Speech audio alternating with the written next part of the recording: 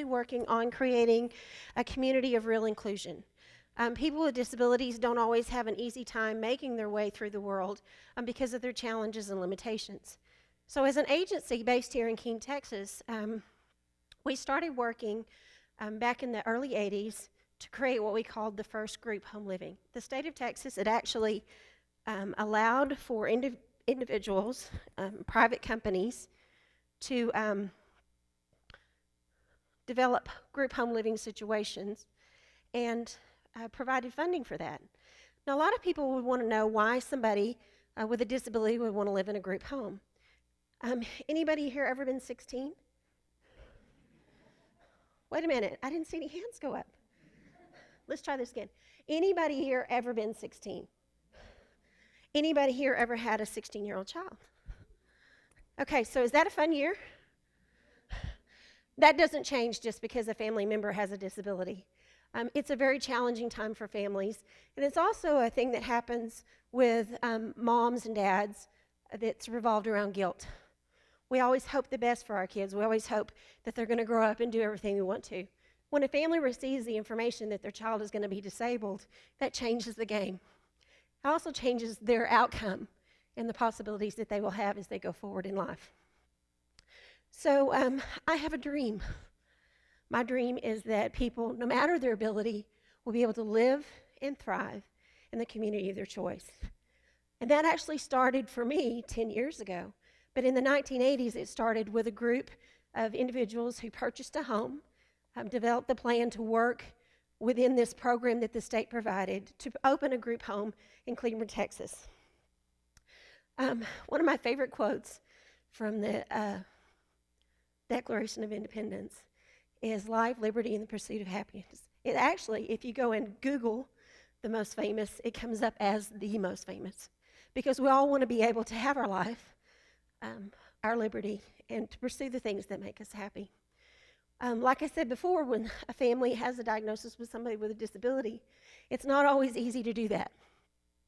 So in developing this group home, the individuals bought a house in Cleburne, Texas.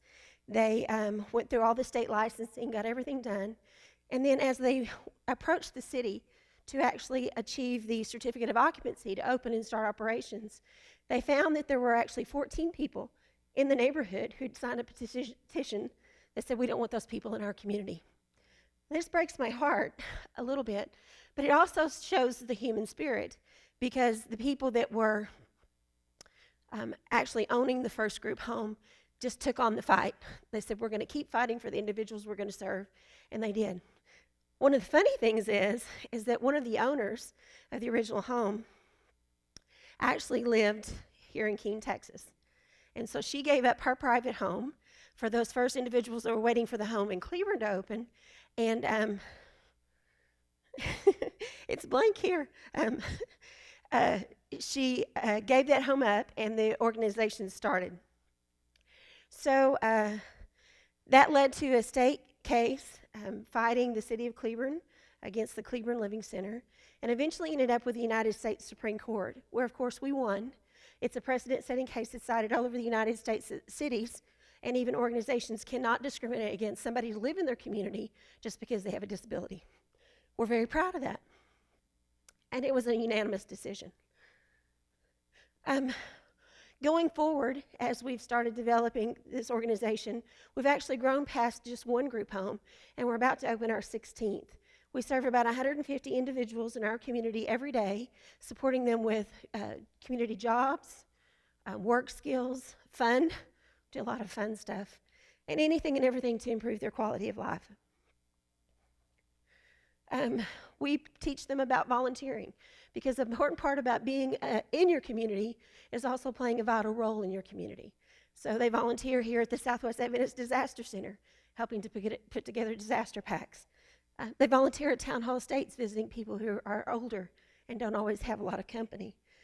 They volunteer at the animal shelters. Everybody loves to do that. And they volunteer for Meals on Wheels and have developed great relationships with the people that are receiving their meals every day. They volunteer at the goat neck race. That's a lot of fun. And then they also volunteer for Six Tones, which is an organization that's helping revitalize homes. and a few more things. Those are the major things that we do every year. Our center that's based here in Keene is actually based on education. So we believe in lifelong learning. We believe that wherever they're at in their life, they can continue to move forward, and that is our task and our job and our responsibility. We've also started looking at how other communities are doing a better job than what we are as far as advanced learning. Two of the programs that we've looked at are Succeed at the University of Missouri, St. Louis. It's a great program. You can Google it. I'm not going to talk about it too much today because it'll take too long. And then Arcadia University, Raising Expectations for Academic Learning, is a real certificate for people with disabilities. We work on vocational training. If they need to better their skills with a computer, if they need to learn more about making phone calls, all those kinds of things that we take for granted, they always need a little support with, and we work on that every day. I'm losing my voice. We also work very strongly at educating our community. Some of you might actually be aware of a case that happened recently in New Jersey. About 3 years ago, a young man was there watching a movie. He has a disability, and when the movie was over, he decided he didn't want to leave. He had a staff member there with him to oversee what was going on, but when he wouldn't leave, the next showing of the film and people were trying to come in, the owners of the theater decided to call the police, and they did. So the interaction didn't go well, and you may have actually heard that that young man passed away from situational asphyxia. He was Down syndrome, or had Down syndrome, and so as they rolled him over on his stomach to subdue him from the incident that he was happening, thank you so much, he suffocated. I thought I drank enough water. So this, even though it happened just 3 years ago, is a thing that our agency has been working on for many, many years to try and educate local police departments on how to best serve people with disabilities as they run across them in their daily work life, whether they're responding to a call as someone being lost, or they're responding to a call, someone not doing what they're supposed to, or whatever the call may be. If they have a disability, we teach them how to target different aspects of their behavior that help them understand exactly why or what their disability is.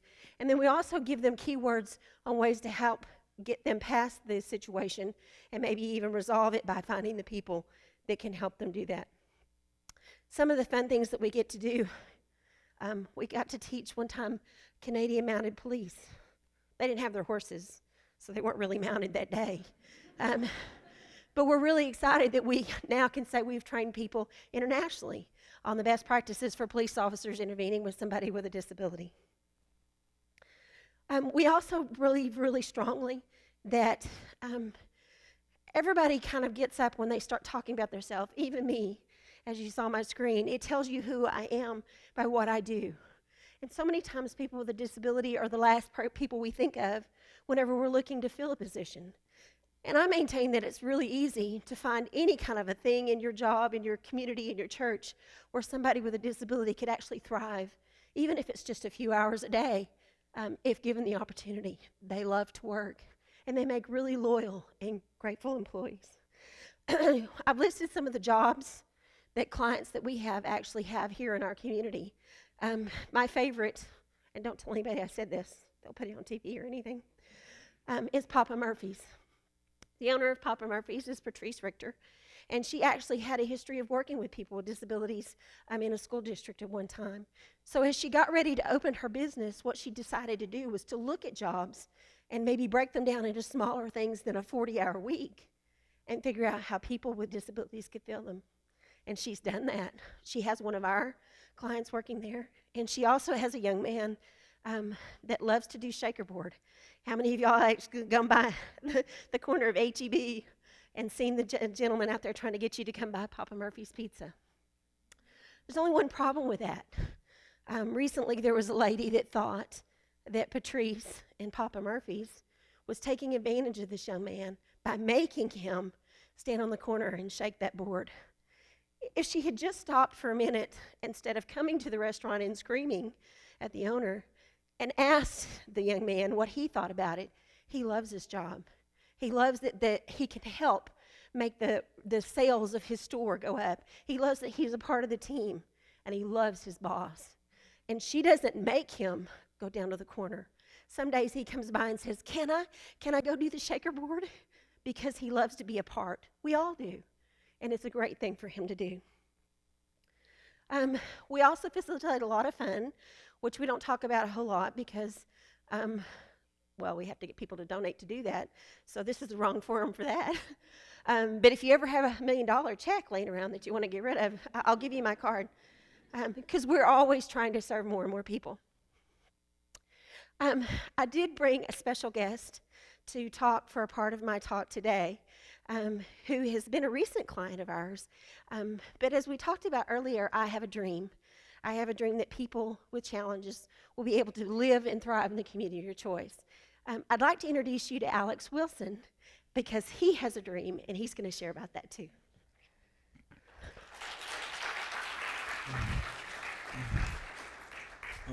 Here we go. Thanks, my earring. Oh, we watching. Thank you so much for you to come and hear me talk. It meant so much to me. My name is Alexander Wilson, but people call me Alex. And I love to come and talk to people and love to tell people about my heart. I'm a baby, and I had cerebral palsy. And what the cerebral palsy is, they're hard for us to walk. They really, really is. And what my mom did is, my mom went to all of my school and said, put my kid down, you need to walk. My mom is a good advocate for me. Then out of that, at middle school, in elementary school, no one teach me how to read. Everybody want me to play in the corner. They want me to play games. They want me to go worry about ruining my knowledge, going to college, doing all what I need to do. And in middle school, a teacher will be like, man, we had a good year. And I love to talk to people. And when that teacher found out I can't read, they're like, holy cow. And after that day, the teacher would teach me how to read. And then after that, I feel like that it's more important for me to help more people. And after that day, going to high school, I moved a lot around, like city and because my dad in the military. And then after that, I don't really get back to reading. And after my high school year, I get to go to a program they call LEAP. And LEAP is a program where teach special needs kids how to volunteer, how we can make our kids to know about special needs. And this is so cool. And I got to volunteer at KPI. I got to volunteer all kind of get away. And then after that, I had to move away. I'm like, no, they teach me how to be independent. Because not all what we want, not all what we want in life. And then after that, when I moved to Cleburne, no one know me for 2 years at all. And after that, I went back to high school because I'm not in that program no more. And after that day, I ride my bicycle. I had a dealer bicycle to take me in town. And someone picked up my bicycle, and my friend called me and said, Alex, do you want to hang out with me? And I'm like, yeah, I do. I really, really do. Because we not have no friends. Because people get bored at us and the outside, not care about us from the inside at all. And then after that, I said, yeah. And we went to the lake. We have fun. I get to go to the movie with that family. And when they sit down with me and talk to me one-on-one, I'm like, wow, I do have a part in. Then after that, after that day when I've been praying about having more friends, after that day when he hang out with me, I have more friends. Holy cow! It's so awesome. Then after that, my other friend said, Alex, do you want to go to church? To know about our Holy Father, to know about our God, to know when we will die, we will go to heaven and have fun. And I was, yeah, I do. And I got baptized and, oh, sorry, I'm getting too happy. Then I got baptized a while ago. Then after that, I got baptized and went to witness to God movie and told my wife to God. Because that's what we all here for. We all had talent. We can make America a better place. And then after that, I got baptized and a whole lot of people wanted to be my friend. And then I got a job at McDonald's for 6 months. Yay. Making a Big Mac. No, I know. And then after that, them did not, something happened. And then I had to go away. And Amy got me a job at AEB. Oh, yeah. I know some people would see me. I don't know. I do showtime. I make demo for people to take home and eat and have fun. Good. I love to eat food. I really, really wanted to get fat, but I can't. Cause I got a bicycle, and that bicycle will not make me get fat. Oh darn. And then after that, I'm like, you know what? I need to become a motivational speaker. I need to talk to high school kids. I need to talk to anybody who wants to heal my life and want to know my story and how much caring I have for all the people.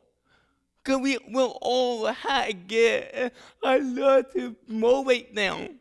Because we will all fall down in our life. And I want to beat them up. And that's what they're all about. And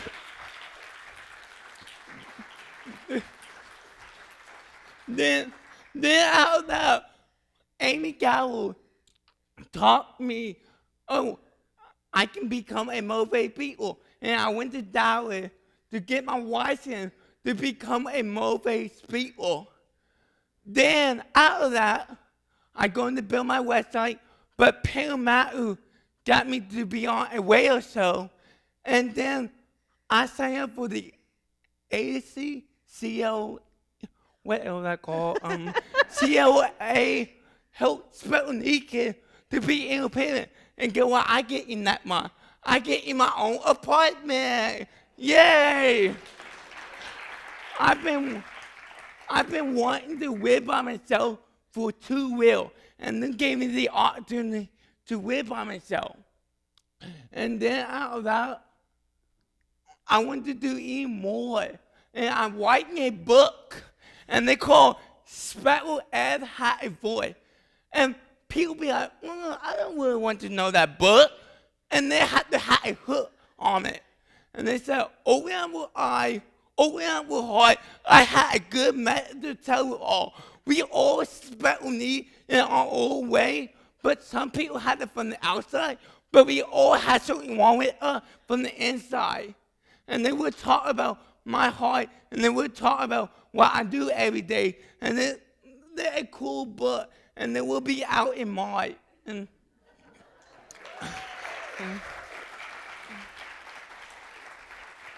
And a tip I can tell you is set goals for yourself. What I do is I set 4 goals every day. Getting up in the morning time is really hard to do. We all have to do it. We all need to get up and do something. And the other goal is where I want to go. I want to volunteer here or volunteer there or wherever. And then out of that, I meet someone new and tell them about God. And this is so cool. And then out of that, I get white in my book.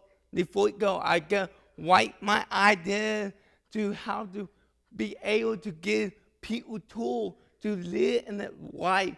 And then I said 3 won't go for me. 3 won't go is a wheel or 2 wheel. And I want to go to Washington, D.C., and I got to go to Washington, D.C. Not a goal. I want to become a motivated people. Not a goal. I want to wipe my butt and have it be out. Not a go. And 2 more wheels, I have to make up more goal for myself. Right. And I hope we have fun. I hope we have fun hearing me talk. Because I love to talk to new people. And if we want me to talk to a high school or a college, let me know. We can get my email or my phone number. I don't really care. Look him up on Facebook. He's big on Facebook. And thank you, Alex. That was great.